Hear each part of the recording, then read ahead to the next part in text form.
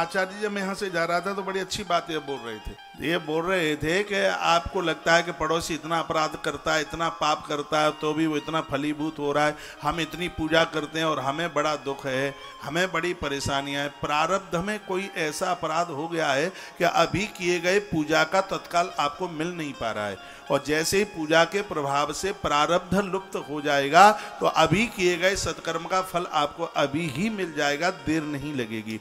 जो लोग बुरा कर रहे हैं उनसे कुछ ऐसा कुछ अच्छा हो गया है जिसके लिए वो कुछ अच्छा सा भोग रहे हैं। जैसे पुण्यों की सत्ता उनकी समाप्त हो जाएगी तो इस जन्म के पाप और पिछले जन्म के पाप दोनों का ऐसा विस्फोटक होगा कि वो अपने आप को संभाल नहीं पाएंगे। ये भी बात गीता की ही है। इसलिए बुरे काम का बुरा नतीजा नहीं मानो तो कर देखो, अच्छा करेंगे तो ही अच्छा होगा। तो हम आराधना साधना इसलिए करते हैं कि हमारी बुद्धि ठीक हो, हम कुछ अशुभ न करें, हमारे द्वारा सब मंगल ही मंगल हो, इसलिए हम ये सब कर। तो दिए से तो ज्ञान तो बढ़ता ही है। जो दिया जलाने की जो बात है यह अज्ञान का नाश करता है। दिया देवताओं के लिए अति प्रसन्नता के लिए यह कहा गया है, कर्म साक्षी देव है पूज। तो बड़ी सुंदर सी इसमें बातें कही गई हैं कि पूरी दुनिया भर में सम्मान मिलेगा, दिए जलाएंगे। अपूर्व पायसम क्षीरान्नम देव्या प्रशस्ते रोचनम पुष्कम देव्या स्नानीय प्रकीर्तता घृतप दीपो दीपेशु प्रशस्ता पर कीर्तता। पूरी दुनिया में आपके घर में सम्मान मिलेगा। और देखिए, एक बार के लिए कुछ खाने पीने के लिए पहनने के लिए कम मिल जाए परिवार में सहन हो जाता, लेकिन घर में 4 बहुएं हों, 3 को तो सास माँ हाथ पर रखे हुए और एक को इतनी गालियां दे रही है तो भारी कष्ट होता है। कभी कभी तो लगता है कि आत्महत्या करके ही मत। ऐसा करना नहीं चाहिए कभी किसी को, लेकिन मन में तो आता ही है कि ऐसा जी करके करेंगे क्या जिस घर में आदर, जिस घर में मान नहीं है, सम्मान नहीं है, पति भी सम्मान नहीं करता। एक और मैं ग्रंथ के अनुभव की बात बोलूंगा, जिस घर में पति पत्नी का सम्मान नहीं करता, उस खानदान में उस नारी का कोई भी सम्मान नहीं करता, उसको पागल मान लेते, उसको मूर्खा समझ लेते हैं, वो तो पागल है, इसलिए तो उसका आदमी उसका आदर नहीं करता, उसका मान नहीं करता। और मैंने ये निवेदन किया है, और आप मानना है मत मानना है तो आपकी बात है। भाई जैसी कोई शक्ति नहीं है धरती पर, लेकिन समय आने पर भाई संग छोड़ सकता है, 7 भामर पढ़ने वाली पत्नी संग नहीं छोड़ेगी, कभी कभी नहीं छोड़ेगी।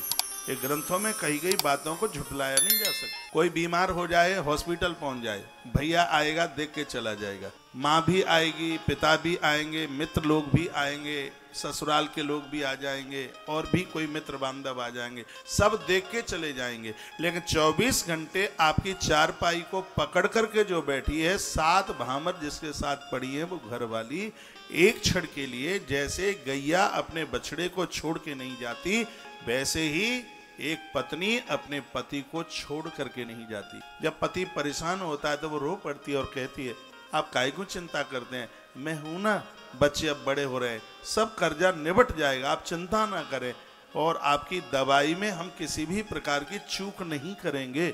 और वह पत्नी, इसलिए नारी का आदर कीजिए, मान कीजिए। ये ग्रंथ तो यही काल का पुराण स्पष्ट है। जिन घरों में स्त्री का आदर है, मान है, उस घर की बरकत को कोई रोक नहीं। दिवाली पर तो सब लक्ष्मी पूजा करते हैं, लेकिन जितनी लक्ष्मी माता दिवाली को याद आती है और दिनों में ये याद में रहे तो ये घर बिल्कुल स्वर्ग में बदल जाएगा, बैकुंठ में बदल जाएगा। लेकिन और दिनों में तो ध्यान ही का नारी को आदर हो। आइए मैं वही प्रसंग में आपको लेके आ रहा हूँ। घृत प्रदीपो दीपेशु प्रस्तः पर।